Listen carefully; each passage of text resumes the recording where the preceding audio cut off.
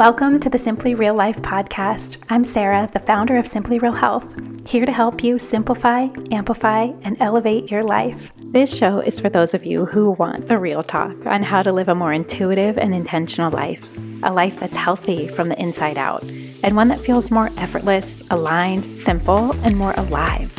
We cover it all, from health, wellness, mindset, motherhood, daily habits and rituals, to business and relationships, creativity and growth, and tiny tricks to feeling your best, and the energetics behind it all filled with personal stories, unfiltered conversations, and of course, answering all of your burning questions, all in the way of simplicity and keeping it real, so that you can create your own version of your healthiest life. Let's do it. Hi guys, welcome back to the show. Okay, today we have such a juicy question, and one that I feel like I'm probably not alone in, that I used to really struggle with this one big time. The question today is how to quit people pleasing. Namely, how to stop saying yes when you really want to say no, or when you look at your schedule and you are always feeling a little overwhelmed, like there's too much on your plate, there's too much going on, you feel a little anxious most days, you feel a little stressed, and also that there's not very much margin for maybe the things that you're wanting or wishing that you did have time for. Now, I get this question a lot because it's usually framed as a way of saying, I don't have time to eat healthy. I don't have time to work out. I don't have time to take care of myself. How are you finding the time with, 2 kids, running a business, all the life things to still take care of yourself and to have the bandwidth and space and the margin to do so? And that, my friends, is really the key, the bandwidth, space, and margin. Okay, so let's dive into this, because this is something that I think applies to so many of us, especially in this community. I know there are so many women, especially, that listen or that are here that have such giving hearts, and it's something that I think comes from such a beautiful, pure place. And it's something that so many people in your life probably benefit from in huge ways. I will say that there can be a point where that goes a little bit too far if you're finding that you don't have room or time for the things that also help re-nourish you and regenerate you and kind of bring you back to the place where you feel like you can serve and love and give out to others, but not to the point where it makes you crabby, it makes you grouchy, it makes you grumpy, it makes you feel like you don't have time for yourself, and it makes you maybe a little resentful or bitter, okay? I know that sounds a little extreme, but I also know that so many of you probably do feel that way, and maybe more often than you want to admit. So imagine this, right? Okay, you're having a busy week and maybe there's somebody that asks you to get coffee, or somebody that you don't really know very well, even though you have maybe 27 other more important things to do that day with the time that you have that day, and you feel bad saying no, right? Or maybe it's a coworker that asks you if you have time to handle one more task at work, even though it will make the rest of your day crazy. Or maybe it's something for those of you who have kids, maybe your kid's school, is asking you to head up a committee or plan an event on top of something else. Or maybe it's just a social commitment. You get invited somewhere and you don't want to disappoint somebody and you don't want to say no. And I would say, so many of these things happen all the time, day in and day out. So it's not just the one request, for your time here and there. I'm talking about when these things become sort of the norm, and that where your answer is always automatically yes, instead of I'll think about it or let me think about it. And sometimes even that pause in itself can be something that is helpful, right? Where you can just start to think. A little tip and something that I find helpful is okay, so let's take this event or this request or this something is getting added to my calendar. When that thing gets added to my calendar, I imagine, okay, if this were added to my calendar tomorrow, would I be excited for it or would I be dreading it? Okay, there's your first clue. There's something that happens, I think, when we just start adding things to our plate, that we just leave very little bandwidth for the things that maybe are more important but not urgent. And that's like a throwback to Stephen Covey, like thinking of your things, what is important but not urgent. There are things in your life that are urgent but not important. And knowing the difference between the two. So yes, maybe adding one extra, thing or task or something on your to-do list is fine. But when it happens over time, right, you can start to see that you just have very little room for the things that are life-giving, the things that help balance you, the things that help kind of bring you back to your center. And when you're doing this and saying yes to commitments like that, like all day long or frequently or often enough where you do feel overwhelmed and you feel like you don't have time for yourself, it forces you to live in this reactive mode versus a proactive mode in your life. Like when we give everything away, when we say yes to anything and everything, we give all of our time and our energy out to those things. And then we're trying to take whatever scraps are left and cobble them together and try to like take care of ourselves. But when we're already burned out and have nothing to give. Like that's the time that we give to ourselves is like the scraps, like the nothing, like the dregs of the barrel. And then it's like too hard to think of something to do and you're already past the point. So again, this is something I have learned the long way. I am myself like very much an empath. I have, like a very giving sort of personality. I love to give. I love to share. And the thing that I had to learn, first of all, was like, that is a beautiful thing. I never want to stop doing that. However, there was a point where it was like a tipping point where it was too much. And I had to realize that saying yes to things was actually my choice and not something that I needed to, start being aware of. Where did it come from? That yes, that immediate yes. I wanted people to like me and I didn't want to hurt anyone's feelings. And I wanted to help everybody that I could, If it felt like they needed me, I was like, well, they need me. Not at all thinking, okay, but also who else needs me? Myself. Myself needs me to show up for myself. My family needs me to show up as myself. So it became a reverse in my head of like, okay, if I do and make the time and space to take care of myself, and I'm not worried about, does that make me selfish? The better quality time that you give to giving to yourself, the actual thing is that the more that enables you to give to others. It's not the other way around. And so many of us get caught in that equation where we just give to others, we take the scraps, then we're bitter, resentful, and then we don't feel good, and we get started down these paths that are not necessarily healthy or helpful for us. So just flipping the script on that has been something that has helped me personally so much, and I know for so many clients too, where it's like, oh, okay, give that time and margin first to myself, whether that means blocking it out on your calendar, right? Or like just the thought of leaving margin in your calendar so that you're not like back to back booked with things all day long.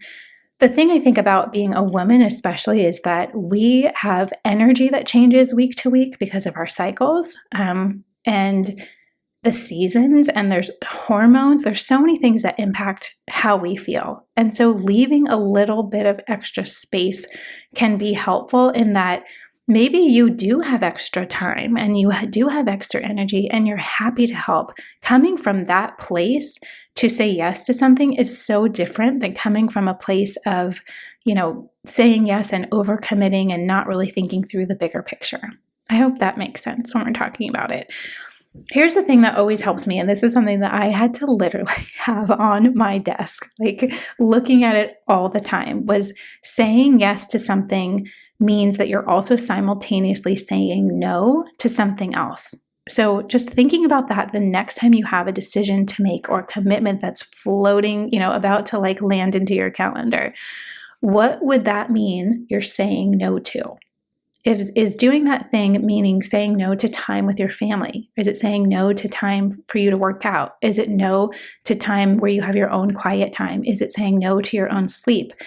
These options are endless, but hopefully you get the point here. You just have to start being super honest with yourself. And if there's one of those categories where you feel like you're in a deficit and you feel like you do, like you're never feeling like you can find the time or energy to do the things that would help you feel energized and healthy and just vibrant in your life, then it would be great to maybe take a little pause on the things that you are adding to your schedule, okay?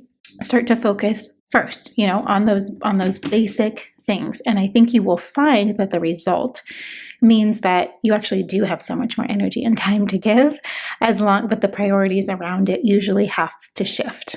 Okay. I also think there's a lot to be said for knowing and starting to tune in to your deeper intuition on things, like especially in everyday situations, like especially when it comes to the decisions that we're making, all the time, every single day.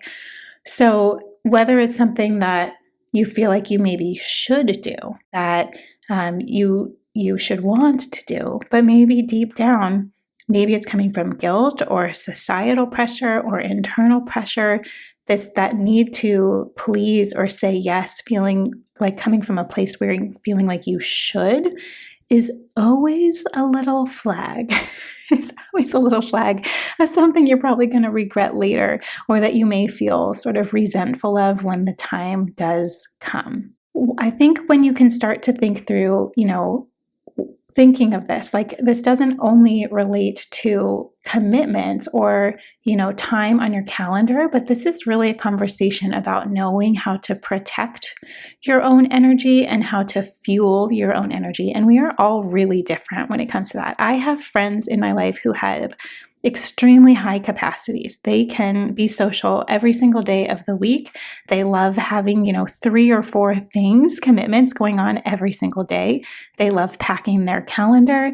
They don't feel like they need a lot of downtime. Maybe they get that nourishment through, all of the socialization. And I have friends who are completely opposite, right? Where they know themselves and they know that, it's just their good rhythm is, maybe 1 or 2 things a week or 3 or 4 things a week. And knowing when you need to pull back a little bit, there's different seasons in your life where you will have a lot more bandwidth and a lot more to pour out. So do it. That's an amazing thing. You will also have many seasons throughout the year and through your life where you need to kind of pull back a little bit and go a little bit more internal. Protect your energy, protecting your time, protecting your mental health, your physical health, your emotional health. A lot of times we go through times where that cup needs pouring into instead of pouring out. And that's a very normal thing. And I think it's something that we're not really taught is okay, that this can ebb and flow. Okay, I'm going to give you a little tip, some little exercises that you can try to do this week, because they're things that help me. And honestly, I have to do these once a season, just sit down and get honest with myself about what's going on and what I'm committing to and what I'm dedicated to. And sometimes I have to remind myself, okay, what are my top 3 priorities right now? Knowing that it's okay if they change, and they will change, season to season, based on my kids' ages, based on where I'm at with work, based on our relationship, and, based on a lot of things. Okay. So this is purely personal, but here's a few things that I think can be really helpful to just check yourself and see where you're at. That if you are feeling overwhelmed and if you constantly feel anxious or stressed, that there might be some things that you could let go for right now. What if you just did a little experiment just to see, a month or 2 of not having some of that extra stuff, and see how you feel, see what the impact is, see how you show up, see how you do spend your time, right? Making room and space for the things that do matter first, even though they maybe are not as urgent. So here's a little activity. Here's your homework. Okay, so first, it's really helpful to maybe pull up your calendar, whatever you use, paper calendar or your Google Calendar, whatever it is, iCalendar. I use all of them, combination of all of them. So just shout out if you're the same, and pull it up and look at your commitments. Go week to week, look at appointments and tasks and maybe your responsibilities or things that you had going on, and start to make 2 lists, right? One would be the commitments and the ways you spent your time that you loved doing. Something that gave you something, we're nurturing, we're refueling, we're helped fill your cup. And then your second list, can anyone guess, are going to be the things that weren't worth it, weren't worth either the time, the money, or the energy that you expended doing it. You will probably get a gut feeling, because as you go through this list, it will be this gut feeling yes, gut feeling no. You all know my favorite phrase in the world, if it's not a hell yes, it's a hell no, and sometimes we need to be that clear with ourselves before we can start trusting ourselves and trusting we can listen to our intuition around what is calling us and what is not feeling that way. You will also see too, like, what are the time and instances where it felt really good and it just kind of poured from your heart to give, and how that made you feel versus feeling like it came from a place of like you should or you have to, or what are people going to think if you don't, that type of thing. Okay, so 2 lists. One thing that was so worth it, worth the time, energy, money, you loved doing it, gave you something. And the second list is things that were not worth those things. When you start to look at that, just take a look closer at both of them. And I always think it's helpful to keep that list. I mean, I think it's helpful to keep both lists actually, to remind yourself, I want more of the yeses, right? And then also look at the nos. And you might have to be somebody like me who had to like literally post this next to my computer, like things that you are no longer going to spend time on. And maybe you do this again as an experiment, a month, 2 months, do it for the season ahead, the quarter ahead, the next 3 months. These are the things you're not going to spend time on. Okay, this is your easy no list. Like, you know, when people make requests of you on the easy no list, it's an easy no, or should be an easy no. And I think important here is like, just release yourself from the guilt, whatever it is, whatever like your gut and your instinct is saying, don't judge it.